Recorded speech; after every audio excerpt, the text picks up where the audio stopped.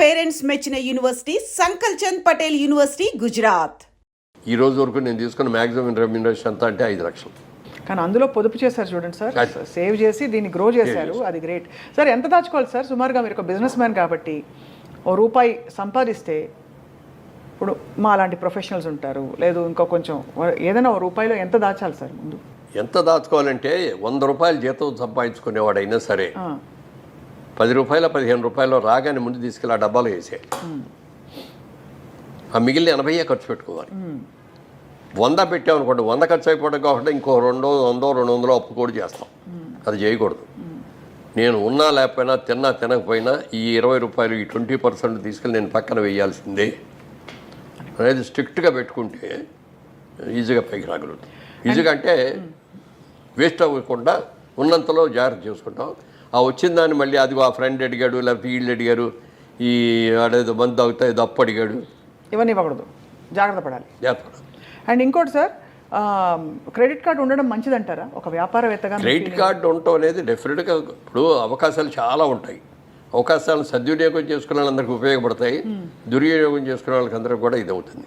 మీరు అమెరికా లాంటి దేశంలోకి వెళ్ళి చూస్తే క్రెడిట్ కార్డు అని ప్రతి దగ్గర క్రెడిట్ కార్డు, డబ్బు డీలింగ్ ఉండదు అసలు. అవును, పెట్రోల్ కొడుచుకున్నా క్రెడిట్ కార్డే పెడతారు, షాపింగ్కి వెళ్ళినా కూడా క్రెడిట్ కార్డు ఇస్తారు, అన్ని చోట్ల ఇదే. ఇక పండగలు వచ్చాయి, క్రిస్మస్ లాంటి పండగలు వచ్చాయంటే అసలు ఎన్ని కొట్టేస్తారో చెప్పడానికి లేదు. అవసరం ఉన్నాయి లేని అన్నీ కూడా. ఆ రోజు జేబులో డబ్బులు ఉండక్కర్లా, క్రెడిట్ కార్డు తీసి ఇస్తారు, వాడు దాంట్లో పెడతాడు, ఇచ్చేస్తాడు. అది ఆ క్రెడిట్ కార్డు అప్పులు తీర్చడానికి మళ్ళీ బోల్డెన్ అప్పులు చేసే సందర్భం అదే కదా. క్రెడిట్ కార్డు ఏంటంటే అవసరానికి జేబులో డబ్బు కాకుండా ఇది కూడా ఒక కరెన్సీయే. పేపర్ కరెన్సీ కంటే కూడా ఇది ఒక, కానీ అది హద్దుకు మించి ఖర్చు పెట్టడానికి కాదు. అంతే కదా, అదే అది ఉంది కదా. కన్వీనియన్స్. రేపు చూసుకుందాలే, వచ్చే నెల కడదాంలే అని అనుకుంటే అప్పు చేయడం చాలా తేలిక, కానీ అప్పు తీర్చడంలో సేవ్ చేసుకోవడం అనేది చాలా కష్టం. అది తెలుసుకోవాలి. స్టాక్ మార్కెట్లో డబ్బులు పెట్టచ్చా సార్? ఇవన్నీ మౌలిక సూత్రాలు. అసలు పెట్టండి, నాకు దాని మీద నమ్మకం లేదు. స్టాక్ మార్కెట్లో మీరు ఎప్పుడు భూమినే నమ్ముకున్నారు, లేదంటే వెంచర్స్ ఏదైనా వెంచర్ ఉంటే దానిలో పెట్టారు? నేను పార్లమెంట్లో కూడా మాట్లాడేటప్పుడు ఒక కథ చెప్పాను. ఒక రోజున ఒక వ్యాపారి వచ్చాడు పల్లెటూరులోకి. వచ్చేసి మీ ఊళ్ళో కోతులు ఉన్నాయని తెలిసింది, కోతులు కొంటాను నేను, కోతికి 10,000 చొప్పున ఇస్తాను అన్నాడు. ఊళ్ళో వాళ్ళందరూ పిచ్చాడు చూసి ఈడేంటి కోతులు కొనుక్కోవటం ఏంటి, కోతికి 10,000 ఇవ్వటం ఏంటి అని అందరూ చూశారు. ఎవరో కొంతమంది ఈడేదో 10,000 ఇస్తున్నాడు కదని చెప్పి 4 కోతులు 10 కోతులు తీసుకెళ్ళి వాడికి ఇస్తే అందరికి 10,000 ఇచ్చాడు. వెళ్ళిపోయాడు. వాడు వెళ్ళిపోయిన తర్వాత నిజంగా కోతికి 10,000 ఇచ్చారంటే ఇచ్చాడండి నేను చూపించాడు. ఈసారి మనం జాగ్రత్త పడాలి అనుకొని నెక్స్ట్ టైం వాడు ఇంకో నెలలో వచ్చాడు. మళ్ళీ ఈసారి 15,000 ఇస్తానన్నాడు కోతికి. అందరూ ఎగబడ్డారు. ఓ 50% మనుషులు ఎగబట్టారు, కోతులు తీసుకొచ్చారు, ఇచ్చారు. మూడోసారి వచ్చాడు, 25,000 ఇస్తా, నాకు కోతులు కావాలి అన్నాడు. అప్పటికి అయిపోయినాయి కోతులది. ఊళ్ళో ఉన్న కోతులన్నీ అంత ముందే కొనేసి తీసుకెళ్ళిపోయాడు. ఎక్కడ కోతులు లేవు. 25,000 ఇస్తానంటాడు. పక్క ఊళ్ళోకి వెళ్తే 20,000 దొరుకుతున్నాయి. అక్కడికి వెళ్ళి 20,000 కొనుక్కొని కోతులు తీసుకొచ్చేసి వీడికి అమ్మారు. అర్థమైంది సార్, అర్థమైంది కదా. ఆ 20,000 అమ్మింది ఎవరు అంటే వీడే. అదే అందుకని అదే అర్థమైంది.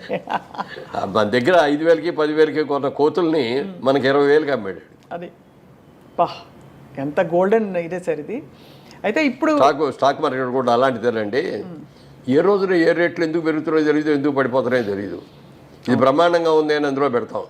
అంటే ఏదైనా డబ్బు సంపాదించడానికి కష్టపడి సేవ్ చేసుకుందానికి ఉన్న విలువ ఇది ఆర్టిఫిషియల్గా ఏదో పెట్టుబడి పెట్టేసి ఊరినే వచ్చేసింది. ఒక లాటరీ వచ్చింది అని అంటే దాంట్లో కూడా వచ్చినప్పుడు బాగానే ఉంటుంది, సంతోషంగానే ఉంటుంది. కానీ హార్డ్ ఎర్న్ మనీ అనే దానికి ఉన్న విలువ ఈజీ మనీకి ఉండదు. ఈజీ మనీ ఎలా వచ్చిందో అలాగే బాగుంది.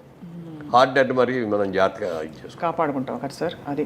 అండ్ ఫైనలీ సార్, రియల్ ఎస్టేట్లో డబ్బులు పెట్టాలంటే మీ సలహా ఏంటి సార్? చాలామంది ఇవాళ జయభేరి అనగానే one of the most trusted names.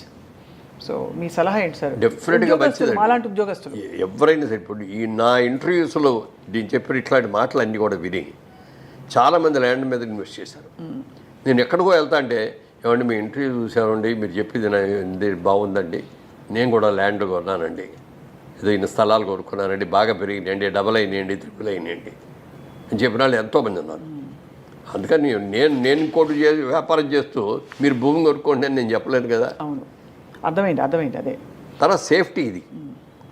ఇప్పుడు ఏదైనా కొంటే ఇప్పుడు వ్యాపారం చేసేవారు వ్యాపారంలో లాభం రావచ్చు నష్టం రావచ్చు, కానీ భూమికి మీద నష్టం ఉండదు.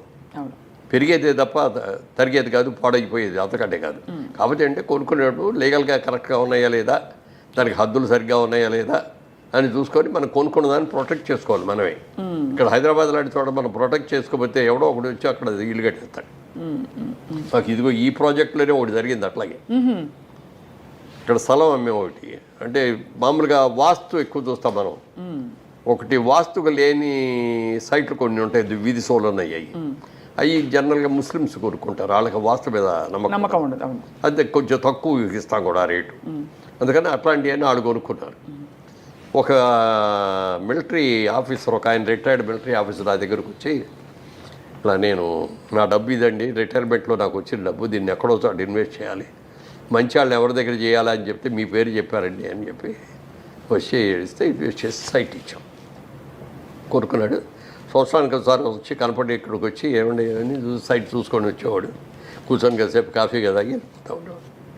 ఓ రోజున వచ్చి ఏమంటే నా స్థలంలో ఎవడో ఇల్లు కట్టేశాడండి అన్నాడు వచ్చి.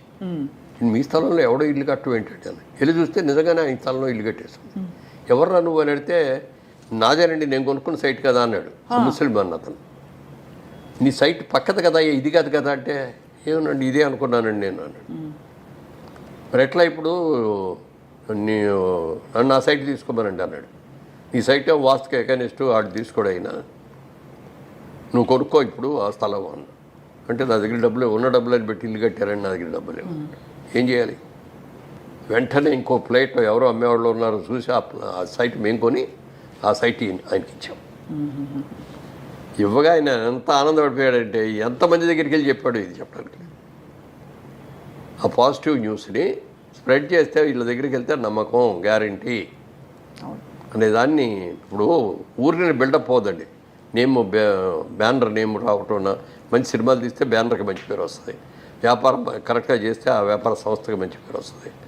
అట్లా నిజాయితీగా ఉండాలి. ఒక్కొక్కసారి మనకు నష్టం వస్తుంది, వచ్చినా కూడా మన కస్టమర్ని ఎప్పుడు కూడా చేయకూడదు. మేము మొట్టమొదట వ్యాపారాన్ని మొదలుపెట్టినప్పుడు ఇట్లా గాజు అద్దం ఉండేది, దాని కింద ఒక కాగితం పెట్టుకున్నాం, customer is our God, customer is our pay master, customer is always right అని పెట్టుకున్నాం. అందుకని కస్టమర్ ఎవరు వచ్చినా చాలా గౌరవంగా చూస్తాను, చాలా గౌరవంగా మాట్లాడతాను. మనకి వాళ్ళ ఆనందం ఏంటంటే ఈ కస్టమర్లు రాబట్టే కదా మనకి అనేదో ఒక ఫీలింగ్. తర్వాత కస్టమర్ ఈజ్ ఆల్వేస్ రైట్ అని పెట్టుకుంటాం. మన దగ్గరికి వచ్చి ఏదో కూడా అతను ఏదో బాధిస్తాడు, నీది వాడేది తప్పు, ఇది నేను చెప్తున్నాను, నేను నా ఎక్స్పీరియన్స్ అని నేను అనకూడదు. అవునండి అవునండి మీరు చెప్పింది కరెక్టేనండి, కానీ నాది చిన్న సలహా అండి అని మనం అట్లా వెళ్ళాలి తప్ప అసలు తప్పని అనకూడదు ఎప్పుడు కూడా. కస్టమర్ ఆయన పాయింట్ ఆఫ్ వ్యూలోకి మనం వెళ్ళాలి. అవును సార్, మీ గొప్పతనం అది. ఎందుకంటే వాళ్ళకి చాలా దాచుకుని వాళ్ళు ఎంతో కష్టపడి అందులో పెట్టుంటారు. ఎంత కష్టపడి రూపాయలు ఇప్పుడు ఉద్యోగం చేసే వాళ్ళకి ఎంత వస్తుందండి? ఇప్పుడు అక్కడ దాకా ఎందుకు సినిమా ఇండస్ట్రీలో కోట్లు సంపాదించిన వాళ్ళు పెద్ద పెద్ద యాక్టర్లు ఉన్నారు. వాళ్ళు ఇలాగ విచ్చలవిడిగా ఖర్చు పెట్టడం మూలంగా కానీ, వాళ్ళ పిల్లలు సరిగ్గా ఉండకపోవడం మూలంగా కానీ చాలా నాశనమైన కుటుంబాలు ఉన్నాయి. అదే మా సినిమాలో మేకప్ వాళ్ళు కానీ, కాస్ట్యూమ్ డిపార్ట్మెంట్ కానీ, కెమెరా డిపార్ట్మెంట్లో ఉన్నాళ్ళు కానీ, లైట్ బాయ్స్ కానీ, వీళ్ళలో చాలామంది వచ్చిన డబ్బులు జాగ్రత్తగా దాచుకొని పిల్లల్ని చక్కగా చదివించుకొని ఇవాళ రోజున వాళ్ళు హ్యాపీగా వాళ్ళు ఇల్లు వాళ్ళు కట్టుకొని పిల్లలతో ఆనందంగా ఉంటే చూస్తుంటే ఎంత గర్వంగా ఎంత ఆనందంగా అనిపిస్తుంది చదివి. Correct sir. వాళ్ళ ఇళ్ళలో లేదు పెళ్ళి అని పిలిస్తే కూడా కాబట్టి తప్పనిసరిగా నేను వెళ్తూ ఉంటాను. అది ఆ ఫ్యామిలీ బాండేజ్ అనేది ఒకటి ఉండాలి. మనం ఖర్చు పెట్టే రూపాయి ఎలా ఖర్చు పెడుతున్నాం, దేనికి ఖర్చు పెడుతున్నాం, ఫ్యూచర్లో మనకి ఏం అవసరాలు ఉంటాయి, మన పిల్లల చదువులకి మనం ఎంత ఖర్చు పెట్టాల్సి వస్తుంది, అవును సార్, వాళ్ళ పెళ్ళిళ్ళకి ఎంత ఖర్చు పెట్టాల్సి వస్తుంది, ఇవన్నీ ఆలోచించుకొని ఖర్చు పెట్టాలి తప్ప ఇవాళ వచ్చి రోజు ఇలా వస్తుందని అనుకోకూడదండి. కానీ ఇవాళ ఉన్నాం, ఈ సంపాదన వస్తుంది. మరి ఇదో అన్ని సినిమాలు తీసా, ఇవాళ సినిమా తీయాలంటే తీయలేకపోతున్నా. ఎందుకు తీయలేకపోతున్నా అంటే ట్రాక్ తప్పాను, మళ్ళీ ట్రాక్ ఎక్కాలి. ట్రాక్ ఎక్కిన తర్వాత మనం సినిమా దిగిపోయినా ఎవరేమనరు మనని. సినిమా సరిగ్గా దిగిపోతే మాత్రం తిడతారు, కొడతారు కూడా. Correct sir, perfect. అవును, ఎంత రిస్క్ తీసుకోవాలో అంతే తీసుకుని. సరే, అది ఇంకొక మంచి పాయింట్ అండి. బిజినెస్ మ్యాన్గా మేము తీసిన 25 సినిమాల్లో సినిమా కథ నాకు ఒక్కడికి నచ్చితే కొనేవాడిని కాదు. నేను, మా బ్రదరు, మా అబ్బాయి, ప్లస్ మాకు ప్రభాకర్ రెడ్డి గారు, గిరిబాబు గారు, సత్యనారాయణ గారు, మా ఎడిటరు, మా కెమెరామెన్, మేమందరం కలిసి ఒక 10 మంది గ్రూప్ ఉంది మాది. ఆ 10 మంది కూర్చొని కథ ఉంటాం. 10 మంది నచ్చిందంటే తీసుకుంటాం. 5గురు నచ్చి 5 నచ్చలేదన్నా, లేకపోతే 7గురికి నచ్చి 3గురికి నచ్చలేదన్నా కూడా దాన్ని వదిలేస్తాం. అలా కొన్ని కథలు నచ్చి ఈ సినిమా బాగుంటుంది, ఈ సక్సెస్ అవుద్ది అనుకున్న సినిమాలో నా క్యారెక్టర్ లేకపోయినా కూడా కొన్నా తీసా. అలాగే ఈ క్యారెక్టర్ బ్రహ్మాండంగా ఉంది, నాకు బాగా పేరు వస్తుంది అని అన్న కానీ రిస్క్ ఉందండి, ఇది బిజినెస్ అవుద్దో లేదో అని కనుక అంటే దాని మొదలు చేయడు. నన్ను నేను ప్రమోట్ చేయడానికి కాదు కదా సినిమా తీసేది. అవును, సినిమా టికెట్ కొట్టి సినిమా చూడటానికి వచ్చినాడు, వాడు హ్యాపీగా ఫీల్ అవ్వాలి, సెంటిమెంట్గా ఫీల్ అవ్వాలి. అవును, అంతేకాని వ్యాపారం నా కోసం నా ఇది ప్రజ్ఞ చూపించాలి, నా నటన చూపించాలి అని చెప్పి నేను సినిమా దిగిన. నేను యాక్ట్ చేయకుండా చేసి నీ కూడా 25లో 5, 6 సినిమాలు నేను లేనందు. ఓన్ ప్రొడక్షన్ అంటే వేషం వేయకుండా ఉంటారు కదా, ఉండరు మామూలుగా. అవును, కరెక్ట్. అతడిలో నేను లేదు కదా. అవునవును. కానీ మీరు అంటే ఆల్రెడీ మీరు మీ వెలిగారు అండ్ మీకు ఈ బిజినెస్ దృక్పథం ఉండడం వల్ల మిమ్మల్ని ఏదో ఒకటి ఆక్యుపై చేస్తూ వచ్చింది. అంటే ఇది కాకపోతే ఇది కాకపోతే ఇది అన్నట్టు. అందుకని నేను నాకేది ఇది కావాలని కోరుకోలేదండి. అంటే కోరుకోలేదంటే దానికోసం పెట్టబడలా. అవకాశాలు నాకు వెతుక్కుంటూ వచ్చినాయి. చాలా వచ్చిన అవకాశాలను సద్వినియోగం చేసుకున్నాను. And for more videos, Please subscribe to iDream. Please subscribe to iDream. Please subscribe iDream. And please subscribe to iDream. For more videos, subscribe to iDream. please like, share and subscribe to the channel. Congratulations, iDream.